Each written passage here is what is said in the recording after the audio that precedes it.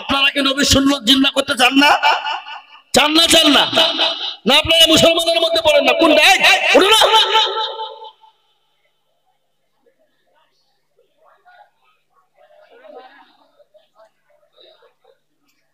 না বসবে চলে যাক,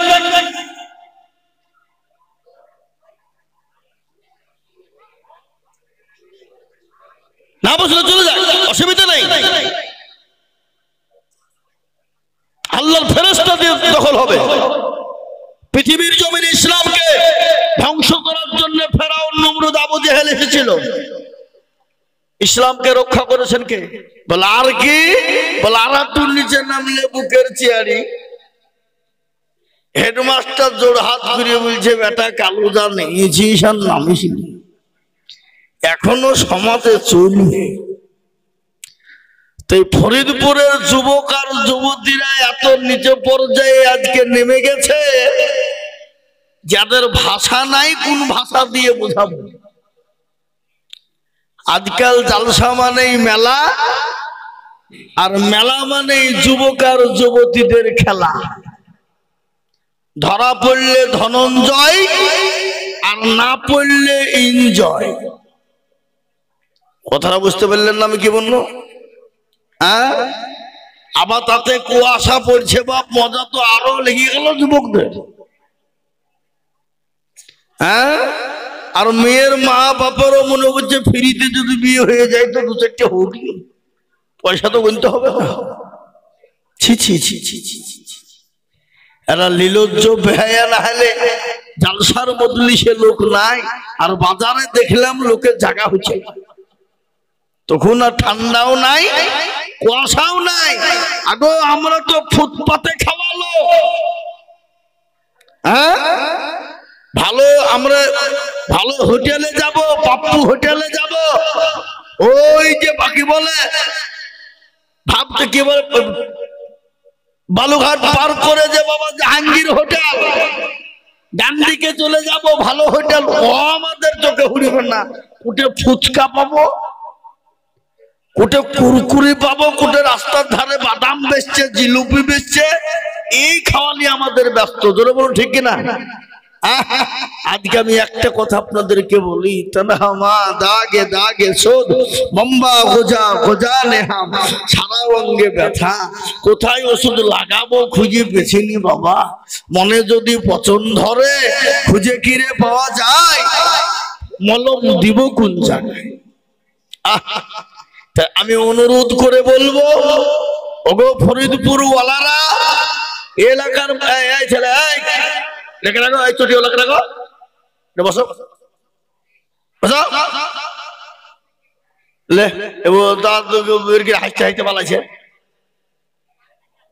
তার কাটা আছে না? ও তাহলে হইতে পারে। তার কাটে গেলে তো আবার জোড়া দিতে গেলে তো আবার দেরি হয়ে যাবে নাকি? হ্যাঁ, একটু বসে শোনা। আমি আপনাদের অনুরোধ করে বলবো, আপনাদের পা দুটো আগিয়ে দেন, আমি আইজুল হক গুনাহগার ব্যক্তি ধরি। কি পা ধরবো একটু? আর নয়তো একটু বসেন আপনারা। না আপনাদের বসলে গুনাহ হবে? এ ভাই, গুনাহ হবে কি? যদি মনে করেন বসলে গুনাহ হবে, তাহলে বসেন না, আপনাদের অনুরোধ করবো। আর যদি মনে করেন যে না বসলে নাকি হবে, তাহলে আপনাদের দয়া করে মেহরবানি করে একটু বসে যান। আর আমি আশা করি ইনশাল্লাহ ফরিদপুরের মানুষ এ কথা শোনার পরে আর বাজারে থাকতে পারে না, মদমাতে আসবেই ইনশাল্লাহ। কি গো, আসবে কিনা জোরে বলুন? আসবে কিনা? যদি একটু লজ্জাবোধ থাকে, যে মেয়েরা রাস্তাঘাটে মাথায় কাপড় নাই, বুঝতে হবে সেই মেয়েদের লজ্জা শরম না। কি কথা বলছিলেন না? যে মেয়েদের রাস্তাঘাটে মাথায় কাপড় নাই, বুঝতে হবে সেই মেয়েদের লজ্জা শরম না। যে মেয়েরা দেহ নিয়ে বাজারে দেখায়, লজ্জা না থাকিলে কি আর লজ্জা দেওয়া যায়? এ বাবা, যদি ফরিদপুরের লোকে যদি লজ্জা থাকে তাহলে লজ্জা পাবে। আর যদি বলে না আমাদের লজ্জা শরম কিছু নাই, তাহলে বাবজি আসবে না। কথা বুঝতে পেরেছেন আমার কথাটা? হ্যাঁ, এই ফরিদপুরে কত গ্রাম কত ঘর বসত? জি হুজুর শের সাহেব, কত ঘর বসত ফরিদপুরে? ফরিদপুরে বছর কত? হ্যাঁ, বড় গ্রাম। ফরিদপুর বিরাট বড় গ্রাম। প্রত্যেকটা বাড়ি থেকে একটা করে লোক আসলে জায়গায় জায়গা হবে হবে না? এদেশের লোকেরা জ্ঞানী মানুষ, এরা সুশিক্ষায় শিক্ষিত, এরা বেশি বুঝে তার লিগে নাকি? হ্যাঁ হ্যাঁ, ঘোলা ডিম। ও তাই বাহু। হ্যাঁ, একটু বসে ভাই আরেকবার সালামের উত্তরটা দেবেন। আসসালামু আলাইকুম। আলহামদুলিল্লাহ কাফা ওয়া সালামুন আলা ইবাদিহিল্লাযীনা ইসতাফা, আম্মা বা'দ। فقد قال الله تبارك وتعالى في كلامه المجيد وفي الفرقانه الحميد. أعوذ بالله من الشيطان الرجيم. بسم الله الرحمن الرحيم. إنا نحن نزلنا الذكر وإنا له لحافظون. وقال عز وجل في موضع آخر: ولا تهنوا ولا تحزنوا وأنتم الأعلون إن كنتم مؤمنين. وقال النبي صلى الله عليه وسلم: خيركم من تعلم القرآن وعلمه، أو كما قال عليه الصلاة والتسليم. وقال النبي صلى الله عليه وسلم: لا يؤمن أحدكم حتى أكون أحب إليه من والده وولده والناس أجمعين. متفق عليه. আলহামদুলিল্লাহ। আজকের এই সভার নির্ধারিত, নির্বাচিত, মানিনীত, সম্মানিত, যোগ্যতম সভাপতি সাহেব, বিজ্ঞাপিত অবিজ্ঞাপিত মুআজ্জাজ উলামায়ে কেরাম, তুলাবায়ে আজিজ, হাজরানে মজলিসের বাবা জীবন ভাই, হাজরানে মজলিসের বাবা জীবন ভাইয়েরা, পদ্মার আড়ালের মায়েরা, খালারা, বোনেরা, জননীরা, রইল সকলকে সালাম। এ মজলিস বড় গুরুত্বপূর্ণ মজলিস বাবা। এ মজলিস বড় বরকতি রহমতি মজলিস। প্যারা নবী বলে গেছেন, মজলিসে বসবে যারা, আল্লাহ তাদের পেছনের গুনাহগুলোকে ক্ষমা করে দেবে। জোরে বলুন সুবহানাল্লাহ। পেছনের যত গুনাহ আছে ক্ষমা করবেন কে? একটু চিল্লিয়ে বলুন কে? আল্লাহ। এ বাবা, এই মজলিসের চতুর্দিককে ঘিরে নিয়ে দাঁড়িয়ে কারা গো? ফেরেশতারা।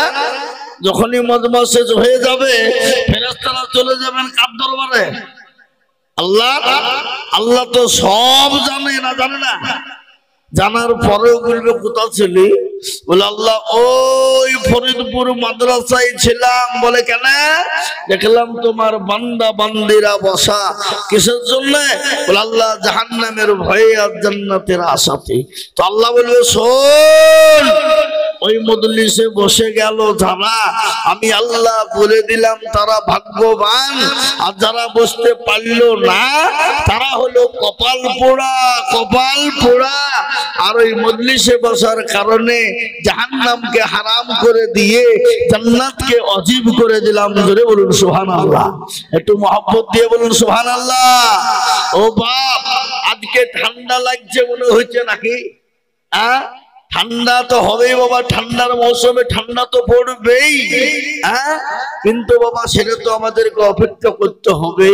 এর ভিতরে আল্লাহর নিশ্চয়ই ভালাই আছে।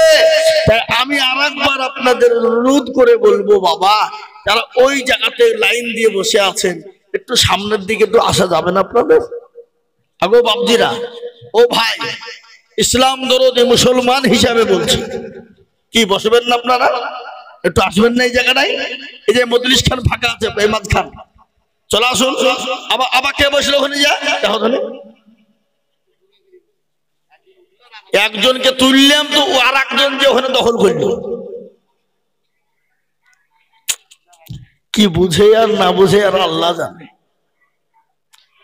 বুঝতে পারছি না এদের মজলিসে বসার কষ্ট হচ্ছে কেন। আমি আইজুল হক সারা পশ্চিম বাংলা নয় 12টা রাজ্যে প্রোগ্রাম করি তথা বাংলাদেশ সহ, কিন্তু এরকম বনগাড়া গ্রাম তো আমার জীবনে কোথাও ঘুরেনি। হ্যাঁ গো, বনগাড়া বোঝান আপনারা? এ বাবা, আপনাদেরকে বলছি যে মজলিসটা একটু সুন্নত জিন্দা হবে। আপনারা কি নবীর সুন্নত জিন্দা করতে চান না? চান না? চান না? না আপনারা মুসলমানের মধ্যে পড়েন না? কোনটা?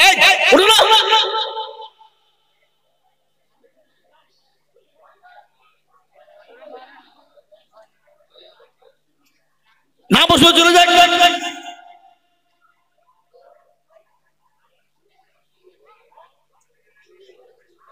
না বসলে চলে যাক, অসুবিধা নেই। আল্লাহর ফেরেশতা দিয়ে দখল হবে। পৃথিবীর জমিনে ইসলামকে ধ্বংস করার জন্য ফেরাউন, নমরুদ, আবু জেহেল এসেছিল। ইসলামকে রক্ষা করেছেন কে?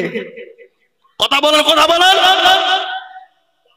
আল্লাহ কি দিয়ে কিভাবে হেফাজত করবে সেটা আল্লাহ জানে না? জানে না? আজকের এই জালসাতে যদি কোনো দুষ্টু লোক না থাকে, যদি চলে যায়, কোন দুষ্টু যদি ইসলামের শত্রুতা করে, তো এই মজলিসকে ভরে দিবেন কে? কথা বলেন। আল্লাহ। তাহলে ও ভয় দেখিয়ে কোনো লাভ আছে? যা বসলাম না চলে গেল, যা চলে যা, তুই না বসলে তো মাদ্রাসা বন্ধ হয়ে যাবে নাকি? না মাদ্রাসা জালসা বন্ধ হয়ে যাবে? হ্যাঁ, আল্লাহর ফেরেশতা আছে না নাই? বদরের দিনে হাজার হাজার লক্ষ লক্ষ কাফের বেঈমান মুশরিক ইসলামের শত্রুতা করেছিল, কিন্তু আল্লাহ 5000 নয়, 10,000 নয়, হাজার হাজার ফেরেশতা দিয়ে আল্লাহ ইসলামকে রক্ষা করেছিল না? করে না? জোরে বলুন। বদর প্রান্তে মুসলমানদেরকে হেফাজত করেনি? আজকে যদি কোনো মনে করে যে আমরা বসবো না, তো না বসে তাকে পা ধরে বসাবো? কি কথা বলেন না কেন? হ্যাঁ, এ বাবা, যারা ভাগ্যবান তারাই বসবে, যাদের কপাল পুরা তাদের জন্য এই মজলিস নয়, দুষ্টু লোকের জন্য এই মজলিস নয়। এ বাবা, আমি আপনাদেরকে বলবো, আল্লাহওয়ালা হবে যারা, দিনওয়ালা হবে যারা, কোরআনওয়ালা হবে যারা, নবীর প্রেমিক হবে যারা, দিনকে ভালোবাসবে যারা, ইসলামকে ভালোবাসবেন যারা, কোরআনকে মহব্বত করবে যারা, তারাই এই মজলিসে বসার অধিকার আছে। আর যারা ইসলামকে ভালোবাসবে না, কোরআনকে ভালোবাসবে না, এই মজলিসে বসার অধিকার তাদের নাই। কি বুঝছেন আপনারা বলুন? হ্যাঁ, এ মুসলমান, তাই আমি আপনাদেরকে বলি, বাপ আল্লাহ অতি দয়াবান, তিনি রহমান রহিমিন। আল্লাহ তার বান্দাকে এতটাই ভালোবাসে, বান্দা যদি পাহাড় সমতুল্য গুনাহ করে আর একবার যদি আল্লাহকে আল্লাহ বলে চিনে নেয়, পাহাড় সমতুল্য গুনাহ ক্ষমা করবেন কে? আমাদের সবথেকে বড় দুশমন কে? শয়তান। আল্লাহকে বলছে, আল্লাহ আমাকে পাওয়ার দাও। বলে, আরে তুই কি পাওয়ার লবি? বলে, আল্লাহ তোমার প্রত্যেকটা বান্দা বান্দিকে আমি জাহান্নামে নিয়ে যাব মাওলা। আল্লাহ বলে, যা তোকে পাওয়ার দিয়ে দিলাম, কিন্তু শুনেলে প্রকৃতিক বান্দা যারা আমার হবে, মুমিন বান্দা হবে যারা, তাদেরকে কিন্তু তুই নিয়ে যেতে পারবি না। বলে, আল্লাহ তোমার কিরকম তারা বান্দা? তাহলে আমি আল্লাহ কত বড় দয়ালু, শুনে নে। তাহলে বলে কি আল্লাহ কত বড়? বলে, আমার কোন বান্দা যদি 100 বছর গুনাহ করে, কত বছর? 99 বছর যদি গুনাহ করে থাকে, ক বছর? এক বছরের মধ্যে যদি 11 মাস গুনাহ করে থাকে, কয় মাস? 1 মাস। 1 মাসের মধ্যে যদি 29 দিন গুনাহ করে থাকে, কদিন? একদিন।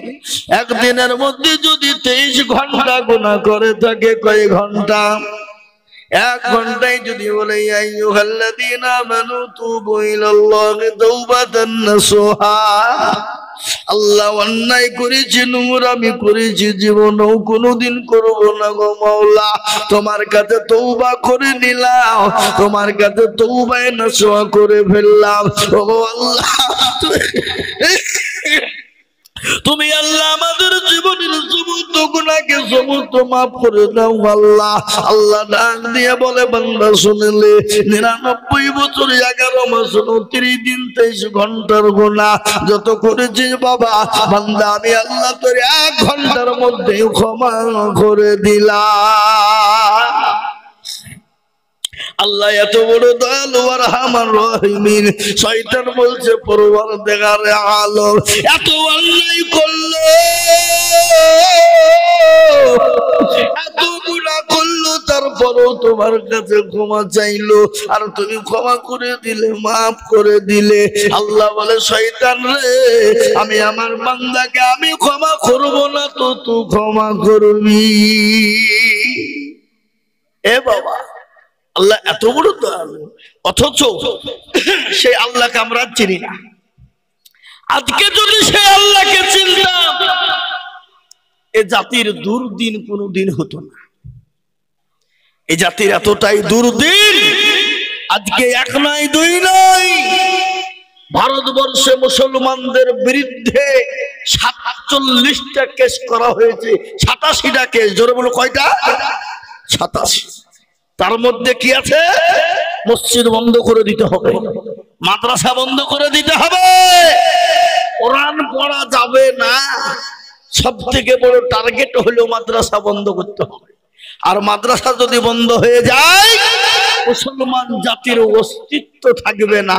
সেই দিন মুসলমান মূর্তি পূজা হয়ে যাবে, বেঈমান হয়ে মারা যাবে।